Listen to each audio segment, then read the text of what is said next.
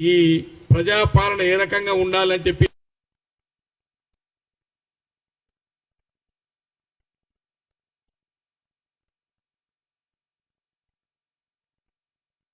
వచ్చాయి. అదేవిధంగా మీరు చూస్తా ఉన్నారు, రాష్ట్ర వ్యాప్తంగా హైడ్రా చెరువులు కబంధాస్తాల్లో చిక్కుకున్నటువంటి చెరువులు ప్రాజెక్టులు అన్నిటిని కూడా సామాన్య ప్రజలకు అందుబాటులోకి తీసుకురావాలనే ఒక మంచి ఉద్దేశంతో ఈ హైడ్రా కార్యక్రమాన్ని కూడా మొదలుపెట్టాం. మరి ఇవాళ కొంతమంది ప్రతిపక్ష నాయకులకు ఈ చేస్తున్నటువంటి అభివృద్ధిని, సంక్షేమం, అభివృద్ధి కార్యక్రమాలు వాళ్ళకు నచ్చటం లేదు. ప్రజలకందరికీ నచ్చుతున్నాయి కానీ బీఆర్ఎస్ పార్టీకి మాత్రం నచ్చట్లేదు. కారణం ఏంటంటే వాళ్ళు గతంలో చేసిన అవకతవకలు, గతంలో ఆక్యుపై చేసుకున్నటువంటి చెరువులు ఉన్న భూముల కబ్జాలు కానీ, ల్యాండు, షాండు, వైను, మైను ఈ 5 రంగాల్లో నిష్ణాతులుగా పరిగణింపబడుతున్న మాజీ ఎమ్మెల్యేలు, మాజీ మంత్రులకు మింగుడు పడటం లేదు. కాబట్టి దీనిపైన ఇప్పుడే ప్రశాంత్ రెడ్డి గారు కాంగ్రెస్ పార్టీ ఎమ్మెల్యేలు భూములు కొనుగోలు చేస్తుండ్రు, ఎక్కడో ఉన్నట్టు అలైన్మెంట్ మార్చేస్తా ఉన్నారు. ఈ తప్పుడు విమర్శను పూర్తిగా మేము ఖండిస్తా ఉన్నాం. మరి దానికి సంబంధించినటువంటి 2 విషయాలు గౌరవ శాసనసభ్యులు, కల్వకుర్తి శాసనసభ్యులు డీటెయిల్ గా మాట్లాడతానని కోరుతా ఉన్నాను.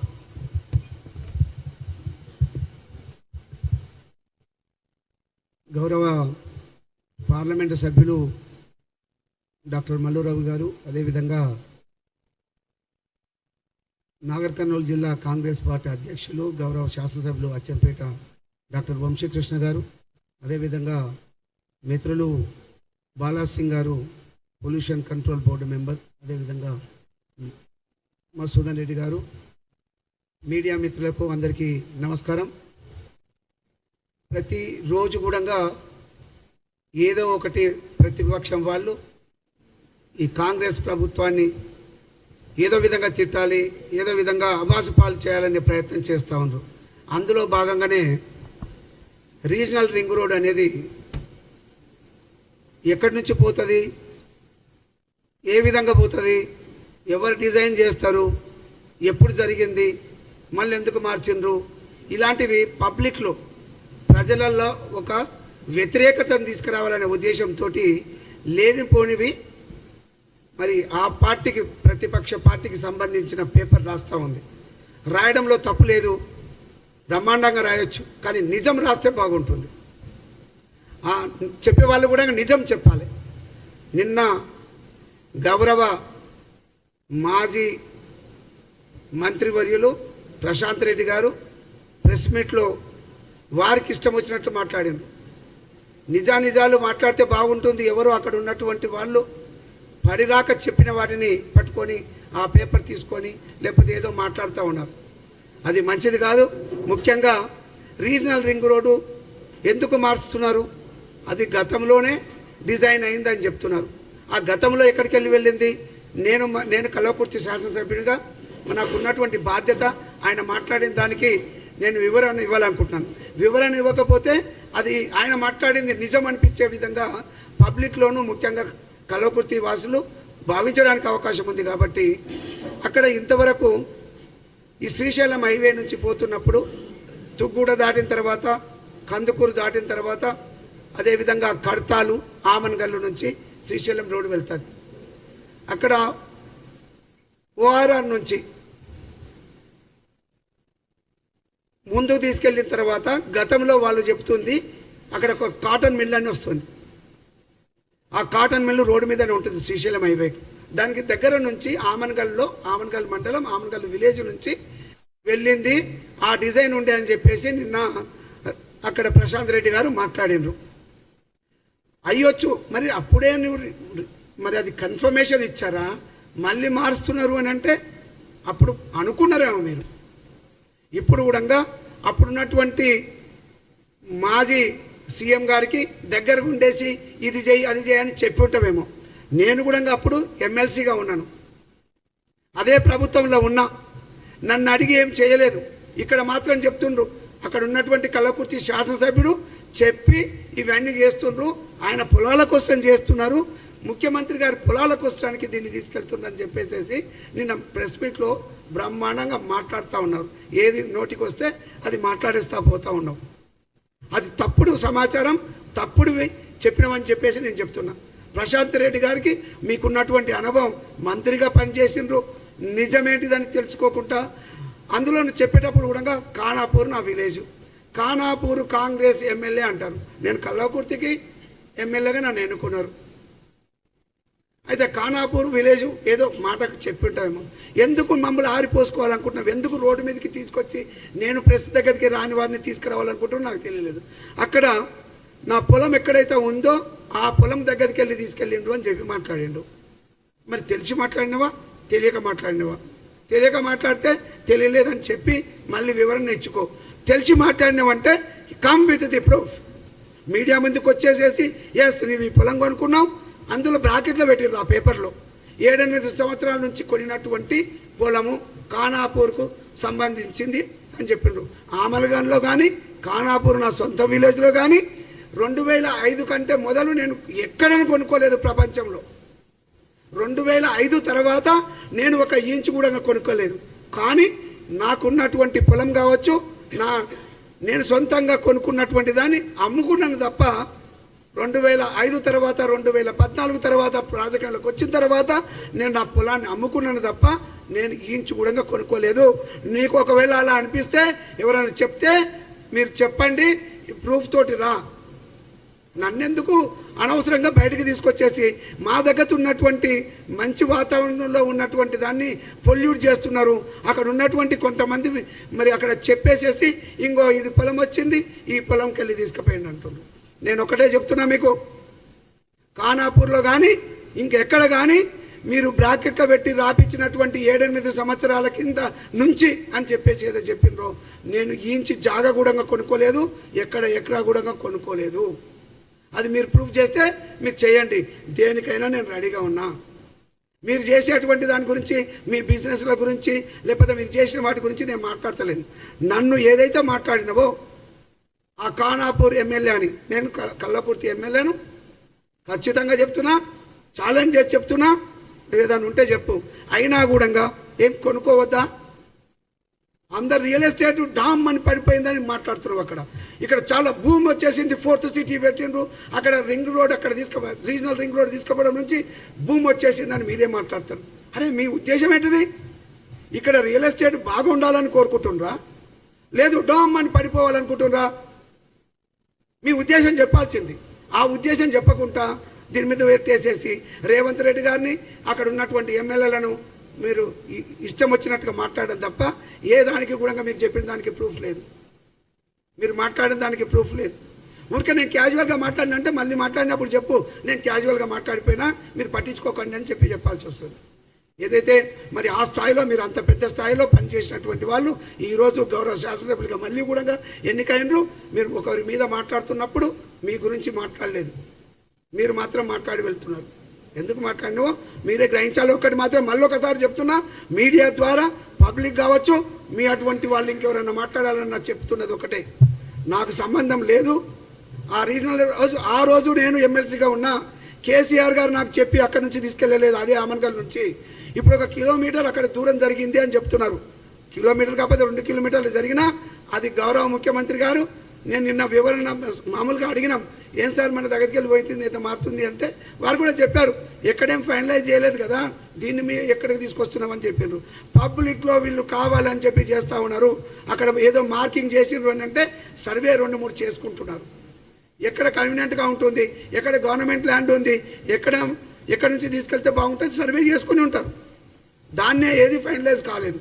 కాకుండా కూడా కావాలని పబ్లిక్లో క్రియేట్ చేసి ఇబ్బంది పెట్టి గవర్నమెంట్ని ఏదో చేయాలి, ఏది దొరుకుతలేదు. ఇప్పటివరకు మా మిత్రులు అచ్చంపేట శాసనసభ్యులు చెప్పినారు 6 గ్యారంటీలు అమలు పరుస్తామని చెప్తే 5 ఇప్పటికే అమలు పరుస్తున్నాం.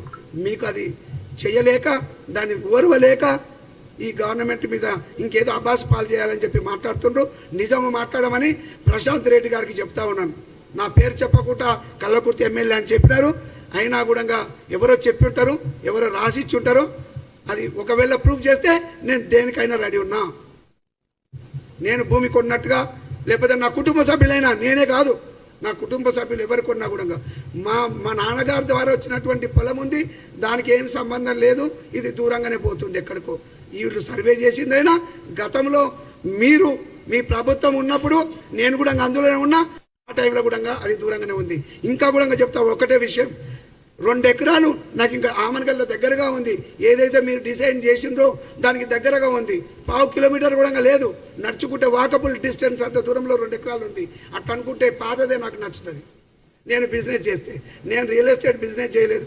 మళ్ళీ కూడా మీకు క్వశ్చన్ చేస్తున్నా, రియల్ ఎస్టేట్ బిజినెస్ నేను చేయలేదు, చేయొద్దు అంటుర్రా ఎవరిని? మీ ఉద్దేశం అదా? న్యాయంగా చేయడానికి ఏముంది, ప్రాబ్లం ఏంటి? కానీ మీరు నాకు చెప్తున్నారు అన్నట్టు, నాకు ఇబ్బందులు ఉన్నాయి, నువ్వు కూడా రియల్ ఎస్టేట్ చేయని చెప్తుందేమో. మీలాగా చేయను, చట్టపరంగా న్యాయంగా ఉంటే నేను కూడా ఈ రోజు వరకు కొనుక్కోలేదు, ఈ రోజు వరకు ఆ బిజినెస్ చేయలేదు నేను. కానీ ఇప్పటి నుంచి చేస్తానేమో నాకు తెలియదు. నేను మంచిగా చేస్తా, న్యాయంగా చేస్తా, నా బ్రతుకు తెరువు కోసానికి, నా కుటుంబం కోసానికి న్యాయంగా ఉంటే చేస్తాను. తప్పుడుగా మీరు తప్పుడుగా చేసి ఉంటారు. అందులో ఉండి నాకు అవకాశం లేకుండా నానా బాధలు తీసుకొచ్చిండ్రు. మీకు అవన్నీ తెలుసు. నన్ను అనవసరంగా నోరు విప్పిపించేటువంటివి చేయొద్దని చెప్పేసి మీకు నేను మంచిగానే చెప్తా ఉన్నా. నా గురించి మాట్లాడేటప్పుడు విత్ ప్రూఫ్ మాట్లాడండి.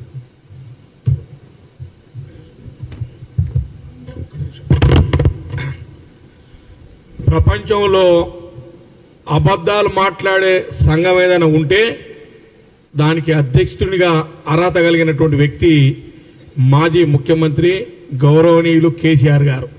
మరి కేసీఆర్ గారు పక్కన ఉన్నటువంటి హరీష్ రావు గారు, కేటీఆర్ గారు, అదేవిధంగా కవిత గారు, వారు కూడా వారిని మించి అబద్ధాలు మాట్లాడుతూ ఉన్నారు. చిన్న ఎగ్జాంపుల్ చెప్తాను. నేను ఒక 1 month బ్యాక్ హరీష్ రావు గారు మాట్లాడుతూ కొండారెడ్డిపల్లి విలేజ్ వంగూరు మండలంలో బీజేపీకి లీడ్ వచ్చింది, అక్కడ బీజేపీ ప్రజాప్రతినిధులు ఉండని మరి ఎందుకు మాట్లాడిండో ఎట్లా మాట్లాడి తెలియదు. కానీ ఏమీ తెలుసుకోకుండా గుడ్డిగా అబద్ధాలు చెప్పారు. మొన్న అసెంబ్లీ ఎన్నికల్లో 900 చిల్లర అక్కడ లీడు, అదే కాంగ్రెస్ పార్టీకి ఉన్న ఓట్లే 2200 ఓట్లు. దాంట్లో 900 చిల్లర లీడు కాంగ్రెస్ పార్టీకి అసెంబ్లీలో. పార్లమెంట్కి వస్తే 1000 పైన లీడ్ వచ్చింది.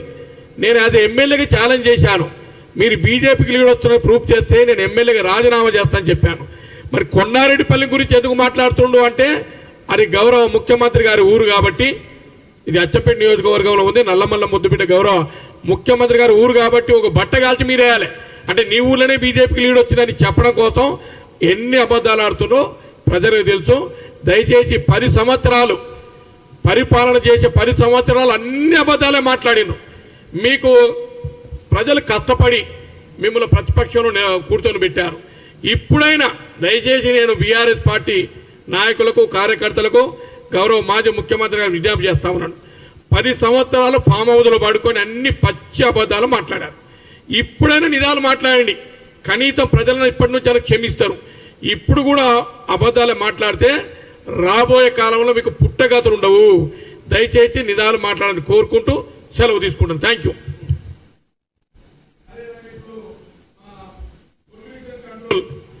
పొల్యూషన్ కంట్రోల్ బోర్డు మెంబర్ అయినటువంటి ఠాకూర్ బాలాజ్ సింగ్ గారు మాట్లాడతారు. కలవకుర్తి.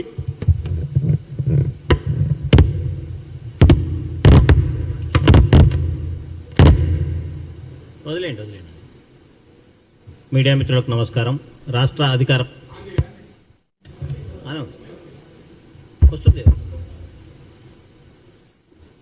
అధికార ప్రతినిధి నేను బాలాజీ సింగ్.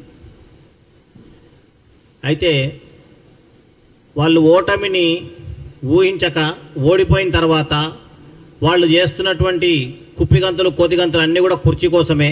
అవతలో లేదో వాళ్ళకి చేతగాక ప్రభుత్వాన్ని నడపలేరని చెప్పేసి బట్టగాల్సిన ఎత్తినేయాలని చెప్పేసి ప్రతిరోజు ఒక తప్పుడు మాట, తప్పుడు ప్రచారాన్ని ప్రజల్లోకి తీసుకెళ్తున్నారు. రుణమాఫీ దగ్గర నుండి తీసుకుంటే RRR గురించి కూడా వాళ్ళు మాట్లాడినటువంటి ప్రతి మాటలో అసత్యం, ఓపిక లేనితనం, నిస్సిగ్గుగా వాళ్ళు ఏదో గొప్పలు చేసి వచ్చినట్టు ప్రజాస్వామ్యాన్ని ఖూని చేసి ఒక రాచరికపు పరిపాలన చేసిన తర్వాత ప్రజలు వాళ్ళను చీకొట్టిన తర్వాత వాళ్ళలో ఉన్న తప్పులను తెలుసుకోకుండా ఎంత అప్రజాస్వామికంగా వాళ్ళు ఇతరుల మీద బట్టగాలు చేస్తున్నారంటే, గతంలో దాదాపు 20 సంవత్సరాల నుండి నారాయణ రెడ్డి గారు ఎక్కడ భూమి కొనలేకున్నా కూడా అలైన్మెంట్లో ఇప్పుడు ఓన్లీ ప్రపోజల్స్ వెళ్తూ ఉంటే ఆయన భూమి కోసమే అక్కడికి వెళ్ళి తీసుకెళ్తున్నాడు అని చెప్పేసి అవాకులు జవాకులు వేలిండ్రు. సరే, ఒకవేళ ఆయన భూమి అక్కడ కొన్నట్టు మీరు నిరూపించగలిగితే దేనికైనా సిద్ధమని చెప్పినాం, లేకుంటే బేషరతుగా క్షమాపణ చెప్పాలి. ప్రశాంత్ రెడ్డి వాళ్ళ వారసత్వంగా పెద్ద నాయకుల యొక్క వాళ్ళ మాటలకు ఇన్ఫ్లుయెన్స్ అయ్యి ఆయన అబద్ధాలు చెప్పడం మొదలుపెట్టిండు. ఆయన పక్కన పెడదాం. రెండవది, కొండారెడ్డిపల్లి గ్రామంలో టీ న్యూస్ విలేకరులను పంపి అక్కడ రుణమాఫీ గురించి మాట్లాడించారు. అక్కడ విలేకరి ఆ పార్టీకి వంతపడేటామె. ఆమె మాట్లాడించిన 2-3 ఇష్యూస్ తీసుకున్నట్లయితే ఒక ఇంట్లో ఒకే రేషన్ కార్డుపై 3 ఉన్నారు. ఆ 3 యొక్క మొత్తం రుణం తీసుకున్నట్లయితే 4 లక్షల పైచిలుకుంది. మరి పార్టీ చెప్పింది, పార్టీ విధి విధానాలు చెప్పినాయి, ఒక యూనిట్గా, ఒక రేషన్ కార్డు ఒక యూనిట్గా 2 లక్షల వరకు రుణమాఫీ చేస్తామని చెప్పిండ్రు. అంత చక్కగా చెప్పిన తర్వాత 2 లక్షల కంటే ఎక్కువ ఉంటే ఆ ఎక్కువ ఉండే అమౌంట్ కట్టిన తర్వాత 2 లక్షల రుణమాఫీ అవుతుందని చెప్పిండ్రు. రెండవ కేసులో 2 లక్షలకు పైచిలుకుగా ఉంది కాబట్టి కాలే. ఇట్లాంటి కేసెస్ తీసుకొని వచ్చి అక్కడేదో జరుగుతా ఉంది, ఎక్కడ రుణమాఫీ కాలేదన్నట్టు చేశారు. మీ కాలంలో ప్రజాధనాన్ని దుర్వినియోగం ఎంత గొప్పగా చేసిందంటే రోడ్లకు, గుట్టలకు, పుట్టలకు, ప్లాటింగ్ అయిన వాటికి, పెద్ద పెద్ద కమతాలకు కోట్ల రూపాయలు వడ్డీ చెల్లించి, అంటే గవర్నమెంట్ ట్యాక్స్ కట్టే వాళ్ళకు కూడా మీరు ప్రజాధనాన్ని ఇచ్చిండ్రు. మీరు శిక్షారులు. అట్లాంటి దాన్ని రాటిఫై చేస్తూ ఎవరైతే నిజంగా చిన్న కమతాలకు ఒక పద్ధతి ప్రకారం వ్యవసాయం చేస్తుందో వాళ్ళకు రుణమాఫీ చేస్తూ ఉన్నారు. నిజాన్ని ఖచ్చితంగా ఒక పద్ధతి ప్రకారం మీరు చేసిన కోట్ల అప్పులను తట్టుకుంటూ వాటికి వడ్డీలు కట్టుకుంటూ ఈ రాష్ట్రంలో ఒక మంచి చక్కటి ప్రజాస్వామ్యయుతంగా పరిపాలన చేస్తూ ఉంటే ఓర్వ లేకుండా రోజు తిట్లు తినాలనే విధంగా మీరు ఏదో ఒక ఇష్యూని తీసుకోవడం, అందులో తప్పులు మాట్లాడడం, అబద్ధాలు చెప్పడం మీకు చెల్లింది. గతంలో మీరు చేసినటువంటి వాటికి శిక్ష పడింది. ఇంకా కూడా మీరు ఆత్మావలోకనం చేసుకోలేకపోతా ఉన్నారు. మీరు ఎక్కడ తప్పు చేస్తున్నారంటే మీకు చేతగానితనం, రాజరికపు పరిపాలన, ఇంట్లో కూర్చొని ఏది డిక్టేటర్గా చేస్తే చేసింది అది చెల్లింది కొంతకాలం. ఎందుకంటే తెలంగాణ కోసం పాటుపడ్డారన్నది మీకు అవకాశం ఇవ్వాలని చెప్పి ప్రజలు ఇచ్చిండ్రు. ఆ అవకాశాన్ని దుర్వినియోగం చేస్తూ కోట్ల రూపాయలు సంపాదించింది నిజం కాదా? అంతేకాకుండా ఇప్పుడు ప్రజాస్వామ్య పద్ధతిలో ప్రజలు ఎన్నుకున్నారు. ఒకసారి 65 స్థానాలు కాంగ్రెస్కి ఇచ్చి చేసిండ్రు. మీరు ఈరోజు తగుదనమ్మా అంటూ ఎమ్మెల్యేల మార్పు విషయంలో కూడా మీరు ఏవేవో మాట్లాడుతూ ఉన్నారు. మరి మీరు ఆ సిగ్గులేని పని చేయలేదా? ఎమ్మెల్యేలందరినీ మీరు తీసుకురాలేదా? ప్రతి ఒక్కరిని తీసుకురాలేదు. ఏ పార్టీని బతకనీయలే. ప్రజాస్వామ్యంలో పార్టీల మనుగడ ముఖ్యం. మరి మీరు ఆ పని చేసి ఈరోజు ఎవరో 4-5 వాళ్ళకు మీ యొక్క అప్రజాస్వామికమైనటువంటి రాజరిక పరిపాలనకు, మీ యొక్క వ్యక్తిత్వాలకు, మీ యొక్క ఏ విషయాన్ని కూడా చర్చించకుండా చేసే దాన్ని నచ్చక కొంతమంది బయటకు వస్తారు. దాన్ని అప్రిషియేట్ చేస్తున్నాం అందరం, అంతేగాని ఎక్కడ కూడా పొరపాటు తప్పుగా మాట్లాడట్లేదు. మీరేం చేస్తున్నారు? మీ రాజరికపు పరిపాలనను కొనసాగించాలి, వీళ్ళు తప్పులు చేస్తున్నారు అన్నట్టుగా మాట్లాడుతున్నారు. ప్రజలు ప్రతి విషయాన్ని గమనిస్తారు. కాంగ్రెస్ పార్టీ ఏదైతే వాగ్దానం చేసిందో 6 వాగ్దానాలు 5 ఆల్రెడీ మీరు ఎన్ని అప్పుల కుంపటి నెత్తి మీద పెట్టిపోయినా ఈరోజు ఫుల్ఫిల్ చేస్తూ వస్తుంది. ప్రతి విషయంలో కూడా చర్చ ద్వారా కాంగ్రెస్ లో ప్రతి విషయం చేస్తారు, ప్రతి విషయంలో మాట్లాడుకొని చేస్తారు. కాబట్టి మీరు బట్టగాల్సి నెత్తినేసేటువంటి విషయాన్ని మానుకోకపోతే ఇప్పుడేవో కొన్ని సీట్లన్నీ వచ్చినాయి, నెక్స్ట్ రాబోయే ఎప్పుడు ఎలక్షన్లు ఉన్నా మీ పార్టీ మనుగడ ఉండదని చెప్పేసి తెలియజేస్తూ, ఎప్పుడైనా నిజాలు మాట్లాడండి, ప్రజలు అప్రిషియేట్ చేయండి, మీ తప్పులను మీరు తెలుసుకొని మీ ప్రవర్తనను మార్చుకోండి, పార్టీని ప్రక్షాళన చేసుకోండి. నూకలు ఉంటాయి కానీ లేకపోతే అది కూడా ఉండదని ఈ సందర్భంగా హెచ్చరిస్తా ఉన్నాం. Thank you.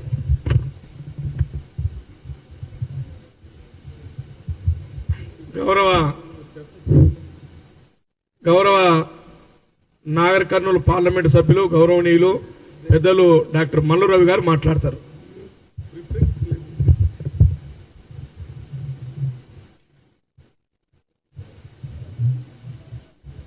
మీడియా సోదరులందరికీ నా హృదయపూర్వక నమస్కారాలు. బీఆర్ఎస్ ప్రభుత్వం అధికారంలో 10 సంవత్సరాలు ఉన్నప్పుడే ఈ త్రిబుల్-ఆర్కి సంబంధించి పని చేయాలని కేంద్ర ప్రభుత్వంతో మాట్లాడి, కేంద్ర ప్రభుత్వం రాష్ట్ర ప్రభుత్వం కలిసి ఈ రీజనల్ రింగ్ రోడ్డు ఏర్పాటు చేయాలని చెప్పడం జరిగింది. వారు 10 సంవత్సరాల్లో ఇది ఏమీ చేయలేకపోయారు. 10 నెలల్లోనే మన రాష్ట్ర ముఖ్యమంత్రి, కాంగ్రెస్ పార్టీ ముఖ్యమంత్రి రేవంత్ రెడ్డి గారు కేంద్ర ప్రభుత్వంతో మాట్లాడి, రాష్ట్ర అధికారులతో మాట్లాడి రీజనల్ రింగ్ రోడ్డుకు సంబంధించి పనులు త్వరగా జరిగేటటువంటి ఏర్పాట్లు చేస్తున్న సంగతి ఇవాళ ప్రజలందరూ గమనిస్తున్నారు. ఆ రీజనల్ రింగ్ రోడ్డు రావటం ఇష్టం లేక దానికి వ్యతిరేకంగా ఆలోచన చేసి 10 సంవత్సరాల్లో పట్టించుకోకుండా ఉన్నటువంటి బీఆర్ఎస్ పార్టీ మాజీ మంత్రివర్యులు ప్రశాంత్ రెడ్డి గారు ప్రెస్ మీట్ పెట్టి ఈ రీజనల్ రింగ్ రోడ్డు కలవకుర్తి దగ్గర ఎవరో భూములు కొన్నారు, ఆ భూములకు వెళ్ళి మారుస్తున్నారని చెప్పారు. ఇప్పుడే మా ఎమ్మెల్యే గారు చెప్పారు 2005 నుంచి 2014 తర్వాత ఒక్క సెంటు భూమి కూడా ఆయన కొనలేదు. ఆయనే కాదు, ఆయన చుట్టాలకు సంబంధించిన భూమి కూడా కొనలేదని ప్రెస్ మీట్ లో ప్రజలందరికీ తెలియజేస్తున్నాడు. మరి ఇటువంటి పరిస్థితుల్లో ఎందుకు ప్రశాంత్ రెడ్డి గారు అటువంటి స్టేట్మెంట్ ఇచ్చాడు? తప్పుడు స్టేట్మెంట్, గోబల ప్రచారం చేస్తూ ఇక్కడ ఎమ్మెల్యేల మీద, ఎంపీల మీద, రాష్ట్ర ముఖ్యమంత్రి మీద తప్పుడు ఆరోపణలు చేస్తూ మీడియాలో పెద్ద పెద్ద స్టేట్మెంట్లు వచ్చేటట్టుగా చూస్తున్నారు. మీరు మొన్న జరిగిన అసెంబ్లీ ఎన్నికల్లో ఓడిపోయి ప్రభుత్వం కాంగ్రెస్ ప్రభుత్వం వచ్చింది. దాని తర్వాత జరిగినటువంటి పార్లమెంట్ ఎన్నికల్లో ఒక్క సీటు కూడా రాలేదు మీకు. దాదాపు 7 పార్లమెంట్లో డిపాజిట్ కూడా లేకుండా పోయింది. మీరు ఓడిపోయినటువంటి పరిస్థితుల్లో మానసికంగా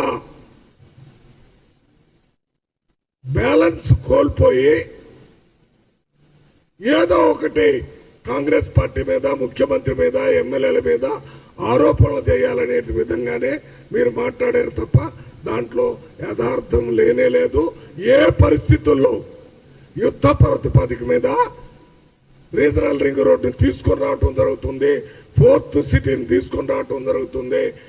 మన మీలాగా 10 సంవత్సరాలు పెండింగ్ పెట్టినటువంటి ఫార్మా సిటీని తీసుకొని, ఎలక్ట్రానిక్ సిటీని తీసుకొని వీటన్నిటి పెద్ద ఎత్తున తీసుకొని రావడానికి రాష్ట్ర ముఖ్యమంత్రి రేవంత్ రెడ్డి గారు ప్రయత్నాలు చేస్తుంటే దానివల్ల బీఆర్ఎస్ పార్టీ అస్తిత్వాన్ని కోల్పోతుందనే భయంతోనే ఈ రకమైన స్టేట్మెంట్ ఇస్తున్నారు. మేము మీరు ఇచ్చినటువంటి తప్పుడు స్టేట్మెంట్ ని వెంటనే విత్డ్రా చేసుకొని మళ్ళీ ప్రెస్ మీట్ పెట్టి చెప్పండి. చెప్పకపోతే క్షమాపణ కూడా చెప్పాలని మేము డిమాండ్ చేస్తున్నాం. పూర్తి అబద్ధాన్ని చెప్పారు. మా ఎమ్మెల్యే గారు క్లియర్ గా మాట్లాడుతున్నారు. ఆయన అక్కడ కొనటం కానీ, దానికోసం అడగటం కానీ మేమేం చేయలేము. వాళ్ళు ఎందుకు మాట్లాడుతున్నారంటే ఈ ప్రశాంత్ రెడ్డి గారు పోయిన ముఖ్యమంత్రి ఎక్స్ మినిస్టర్ కేసీఆర్ కి చాలా దగ్గర. ఇటువంటి ఏమైనా ప్రభుత్వ ప్రాజెక్టులు వస్తుంటే వారి పార్టీకి సంబంధించిన నాయకులకి లాభం జరిగే విధంగా వాటి గురించి, వాటి అలైన్మెంట్ ను మార్చడం, అవి ఎక్కడ వస్తున్నాయో చెప్పటం, దాని పక్కన బీఆర్ఎస్ పార్టీ నాయకులు భూములు కొనటం, దాంతో మరి ఆర్థికంగా ప్రజల దగ్గర నుంచి దోచుకోవటం చేసినటువంటి పార్టీ ఇవాళ కాంగ్రెస్ పార్టీని కూడా అట్లే చూస్తుంది. ఇవాళ కాంగ్రెస్ పార్టీ మా మిత్రులు ఎమ్మెల్యేలు ఇద్దరు చెప్పినట్టుగా వారు ఇచ్చినటువంటి వాగ్దానాలు 6లో 5 అమలు చేస్తున్నారు. అవి కూడా పెద్ద స్టేట్మెంట్ ఇస్తున్నారు. కేటీఆర్ గారు ఇస్తాడు, హరీష్ రావు గారు ఇస్తాడు, ఇతర నాయకులు ఇస్తున్నారు. అమలు చేయటం లేదు. బస్సుల్లో ఉచిత ప్రయాణం చేస్తున్నారు. ఎవరిని అడిగినా చెప్తారు. 200 యూనిట్లు అమలవుతుంది. ఎవరిని అడిగినా చెప్తారు. అదే రకంగా 500కే గ్యాస్ సిలిండర్ ఇస్తున్నారు. అది ఎవరిని అడిగినా చెప్తారు. 5 లక్షల రూపాయలతో ఇల్లు కట్టిస్తారని చెప్తున్నారు. దాని మీద ఎవరిని అడిగినా చెప్తారు. ఇవేమీ ఇవ్వటం లేదు. వీటిని ఇవ్వకుండా వేరే మాటలు మాట్లాడుతున్నారు. సీఎం గారు, ఎమ్మెల్యే గారు చెప్తున్నారు. గోబెలని ఒక మంత్రి ఉండేవాడు. హిట్లర్ కేబినెట్ లో గోబెల్ అని ఒక వ్యక్తిని మంత్రిగా పెట్టాడు. గోబెల్ ఆయన ఎజెండా, ఆయన సబ్జెక్ట్ ఏంటంటే అబద్ధాలు. యుద్ధం ఎక్కడైనా ఓడిపోతే అక్కడ మేమే గెలిచామని అప్పుడు ఉన్నటువంటి మీడియాలో, ఎలక్ట్రానిక్ మీడియా, ప్రింట్ మీడియాలో పెద్ద ఎత్తున ప్రచారం చేయటం.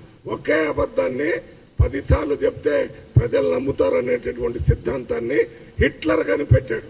దాని తర్వాత కేసీఆర్ గారు, ఇప్పుడు ప్రశాంత్ రెడ్డి గారు, వారి ఫాలోయర్స్ ఈ ఒకే అబద్ధాన్ని 10 సార్లు, ఒక అబద్ధాన్ని హరీష్ రావు గారు చెప్తారు, తర్వాత కేటీఆర్ గారు చెప్తారు, తర్వాత కవిత గారు చెప్తారు, తర్వాత ప్రశాంత్ రెడ్డి గారు చెప్తారు, తర్వాత ఇతర బీఆర్ఎస్ నాయకులు చెప్తారు. ఈ రకంగా ప్రజలు తప్పుదోవ పట్టించారని చూస్తున్నారు. కానీ ప్రజలు కాంగ్రెస్ పార్టీ రేవంత్ రెడ్డి గారి ప్రజా పరిపాలనని సంపూర్ణంగా వారు అర్థం చేసుకుని పూర్తి స్థాయిలో ఈ ప్రభుత్వానికి అనుకూలంగా ప్రజలు ఉన్నారు. మీరెన్ని చెప్పినా ప్రజలు నమ్మేది లేదు. నేను కూడా అదే ఏది ఓఆర్ఆర్ మన దగ్గర మా పార్లమెంట్లో అది కడతాలు, అటు నుంచి ఆమంగళ్ళు, అక్కడి నుంచి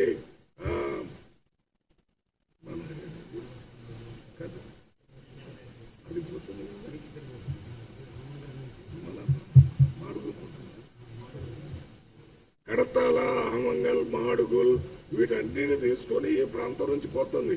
అది కూడా నాగర్ కర్నూలు పార్లమెంటే. మేము దాన్ని ఎంత త్వరగా చేయటానికి వీలుంటే అంత త్వరగా చేయటానికి రాష్ట్ర ముఖ్యమంత్రి గారికి అండగా ఉండి కేంద్రంలో ఉన్న మోడీ ప్రభుత్వం దగ్గర కూడా సంబంధిత మంత్రులతో మాట్లాడి నిధులు సేకరించడానికి పార్లమెంట్ సభ్యుడిగా తీవ్రంగా ప్రయత్నం చేస్తాము. మీరు ఇదే రకంగా గోబల ప్రచారం చేస్తే ప్రజలు మిమ్మల్ని వచ్చే ఎన్నికల్లో, పంచాయతీ ఎన్నికల్లో కూడా మొన్న పార్లమెంట్ ఎన్నికల్లో ఏ రకంగా ఓడిపోయారో అదే పరిస్థితి మీరు ఎదుర్కోవలసి ఉంటుంది.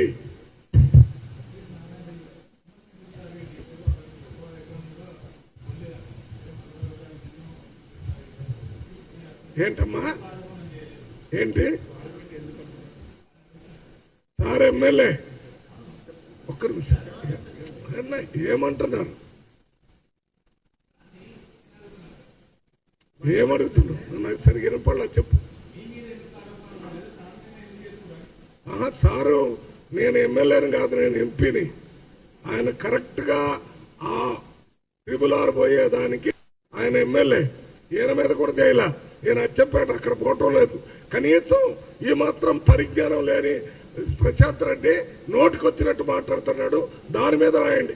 ఆయన ఎమ్మటే దీని మీద క్షమాపణ చెప్పాలి. ఈయన ఏం చెప్పాడు? ఇప్పుడు 2005, 2014 నుంచి ఇంతవరకు భూమి కొనలేదని చెప్పాడు. వచ్చి ప్రూఫ్ చేయమని చెప్పు. పిచ్చి పిచ్చి ఇవన్నీ మాట్లాడితే ఇక్కడంతా అనవసరంగా టైం వేస్ట్. మేము ఇప్పుడు ఎక్కడో కాన్సెన్స్ లో తిరగాల్సిన వాళ్ళం. ఈయన చెప్పిన దాన్ని ప్రజలకి వాస్తవాలు తెలియజేయాలని వచ్చాం. అంతేగాని ఈయన తప్పు చేసిండు కానీ ఆయన చెప్పండి. మీకు అర్థం కావటం లేదా? ఆయన కలవకుత్తి ఎమ్మెల్యే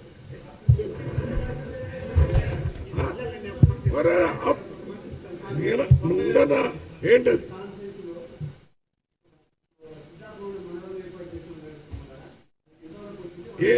ఏంటది మళ్ళీ చెప్పమ్మా. ఏంటది?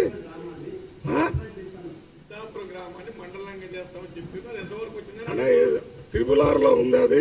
ఇది మళ్ళీ ఒకసారి మీటింగ్ పెడతాం. ఈ ట్రిబుల్ లో నువ్వు కూడా ఎందుకంటే మీడియా మిత్రులు అడిగిన దానికి నేను సమాధానం చెప్పాలి. ఎందుకు ఎంపీ గారికి మీద కానీ వంశీకృష్ణ గారి మీద ఎందుకు చెప్పలేదు అంటుండు. మరి అది ఆయన అడగాలి. ఒకటే చెప్పిన నేను, ఒకవేళ ట్రిపుల్ మా దగ్గరికి వెళ్ళి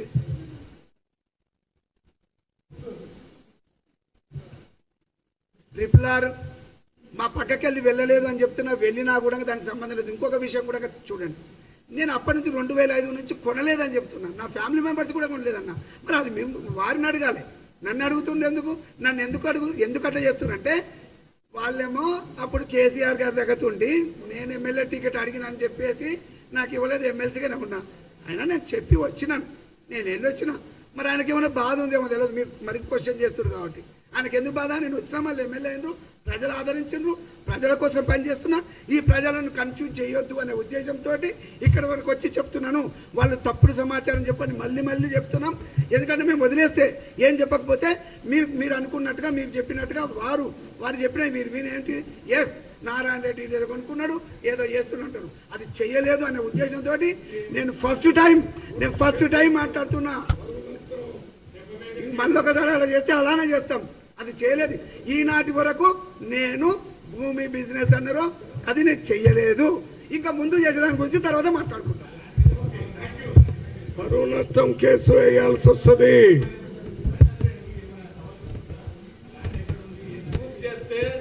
ఒట్టిగా